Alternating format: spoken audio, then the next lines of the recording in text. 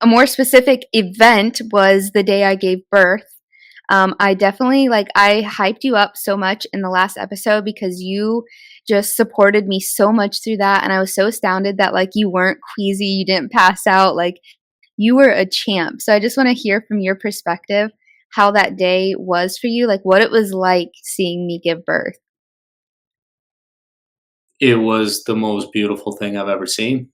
I think, I would say that I'm a pretty queasy person, given the circumstance, but to me, there was like this end goal in front of me, this like end purpose that needed to unfold. Yeah. And so that was my focus. I wasn't really thinking, oh, this, that. It went how it was supposed to be. I was so confident with the nurse team and the doctor team and the Mhm. hospital itself and all the support that we've had. And so I was just excited to play my part in it. But like I said, the focus was a safe, healthy, timely delivery of the baby, and that was it. Everything else kind of was a blur at that point. But it was great. I mean, I am happy to have been a part of the process to begin with. Yeah. Like, I'm happy to have been included in that experience. And it was totally unforgettable. I mean, there's just no words. I don't know Yeah. if you remember any of what happened. I talked extensively about it in the last episode, so the listeners kind of know how I felt. I don't think I'd ever been more afraid in my entire life. And I went through some pretty traumatic things, but giving birth for the first time, it's you don't know how your body's going to handle that, what that's going to feel like. It was like I said, it was the scariest day of my life. And thank God for the epidural because I didn't have to feel the pain after I got that. And yeah, it's just crazy because when they first handed Mila to me, it all made sense, and I just felt so relieved, and I just endured the hardest thing ever, and she endured it with me. It was her and I just made it through this battle together, and we had Yeah. you there rooting us on and supporting us. And yeah, I definitely couldn't have done it without you. So that kind of goes into the next topic about postpartum. And we had a lot of thoughts about how postpartum was going to go, and then I think we've handled that as really well also. um I just think God has blessed us so much, and those who have a hard experience, I still think God's hand is on you, and it doesn't mean it's void of blessings, but luckily we've had a pretty textbook experience with pregnancy and then the postpartum experience, and the delivery experience. um but I just wanted to say too, I really worried about postpartum depression and bonding with the baby and all these things, and none of those things actually should have been a concern for me because I didn't have to go through any of those things that I feared. But what were some of your fears about postpartum? Some of the things that people said to you or you'd seen on social media that you were afraid about with postpartum? As it relates to you, What you thought it was going to be versus what it was. so I personally wasn't exposed to a lot of viewpoints on what it was supposed to look like, what it could have looked like. I know that mothers, a lot of the time, experience certain symptoms, feelings, thoughts. I honestly never really equated any of those things as relevant in your case.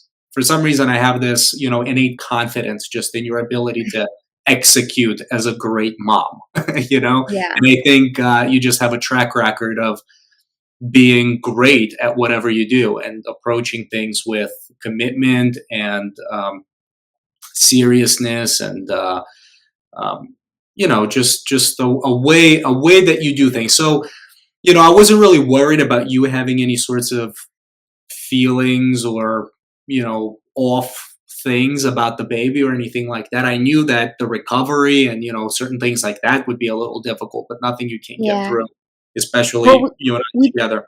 we'd seen those videos of the husband having to carry the wife around because she couldn't move.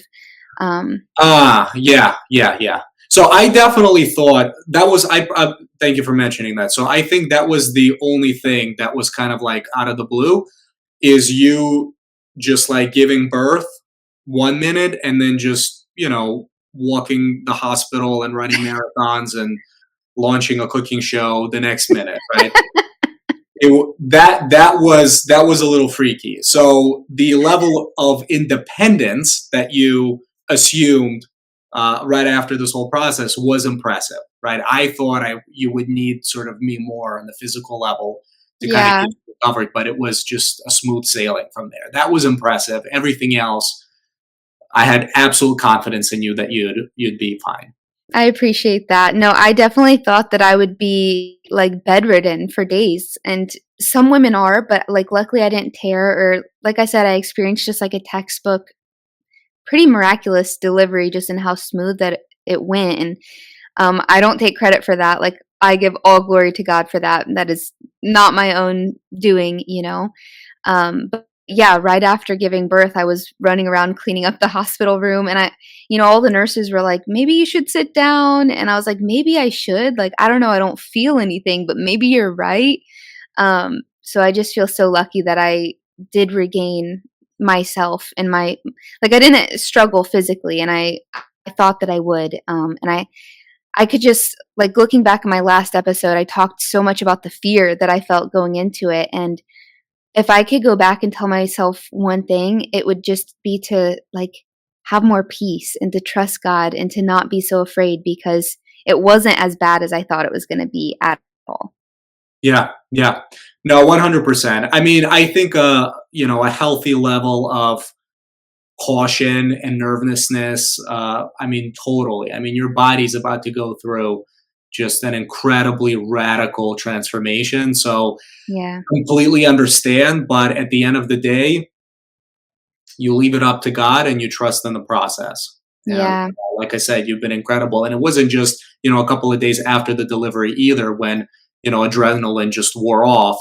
It was every day since then. I mean, you've been tired, exhausted, all things in between, but so very strong through the process that Yeah, I appreciate that.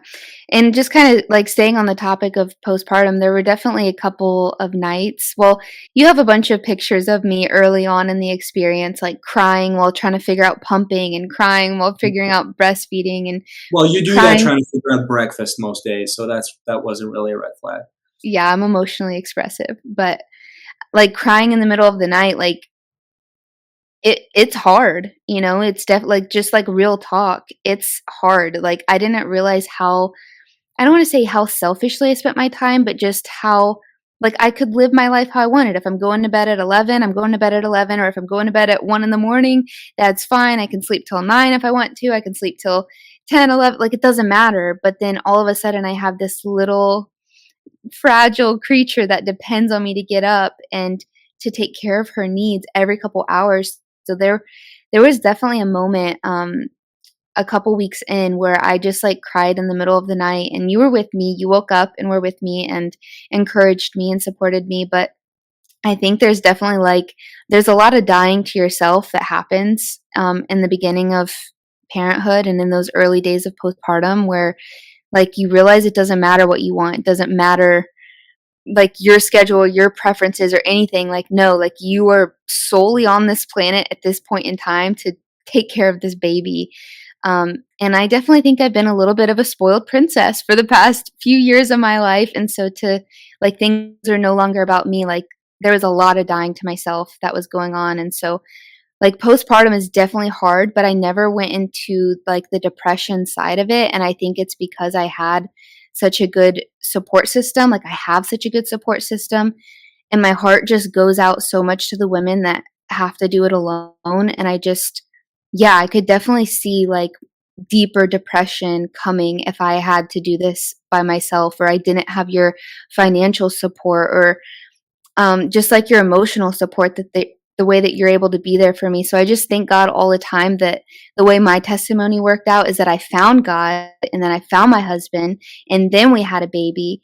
Um, because following God's design for things kind of protects you in that way. Not to say that hormonal changes might not happen and women might not still have all of those things and still experience the postpartum depression, but just I think that having like following God's design can sort prevent you from the deeper, darker depths of what postpartum depression might look like.